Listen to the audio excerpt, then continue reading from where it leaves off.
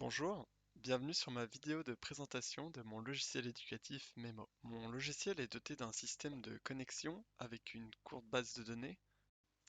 Après la connexion, la page d'accueil est dotée de 3 jeux et du mode entraînement. On peut facilement accéder au profil du joueur pour constater son niveau à chaque jeu. Enfin, on peut évidemment se déconnecter et ainsi ne plus pouvoir accéder à aucune des fonctionnalités.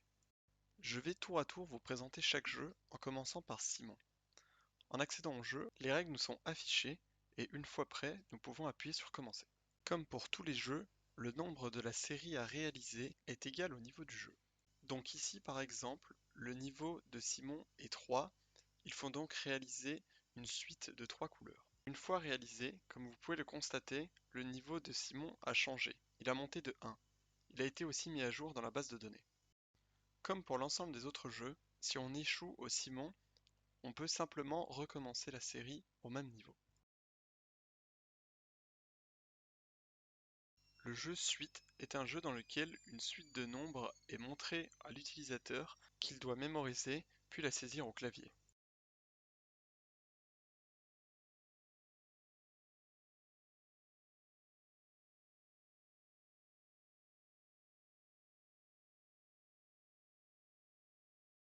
S'il réussit, comme moi dans cet exemple, il gagne un niveau.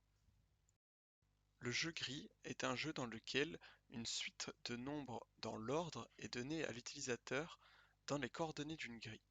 Il doit ensuite les replacer dans le bon ordre au bon endroit.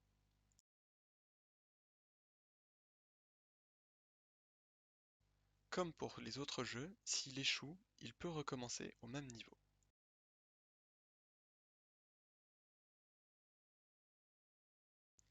Je vais maintenant vous parler du mode entraînement de mon logiciel éducatif. Comme nous pouvons le constater, il existe plusieurs modes de jeu pour les différents jeux. Le premier mode de jeu s'appelle classique à l'infini.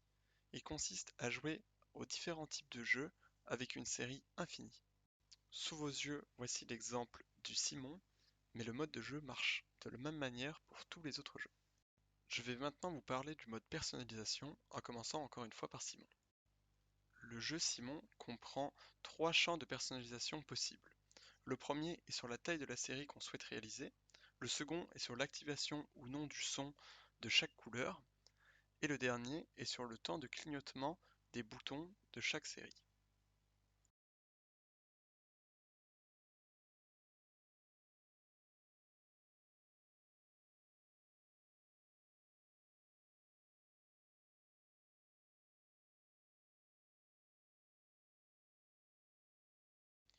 Le jeu Suite comprend qu'un seul champ de personnalisation qui est la taille de la série.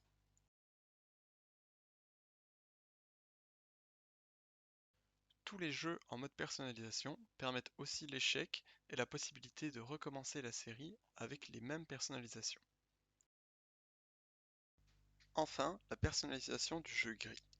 Il comprend 3 champs de personnalisation, la taille de la grille, la taille de la série et le type de caractère. La taille de la série dépend de la taille de la grille car elle est au maximum la taille de celle-ci. Comme vous avez pu le constater dans la barre d'adresse, le projet tourne ici en local. Il n'a pas été déployé sur un serveur. Pour l'utiliser, il faut donc un interpréteur PHP car une grande partie du code est en PHP. Si vous n'en possédez pas, regardez la partie README interpréteur PHP. Merci d'avoir regardé ma vidéo.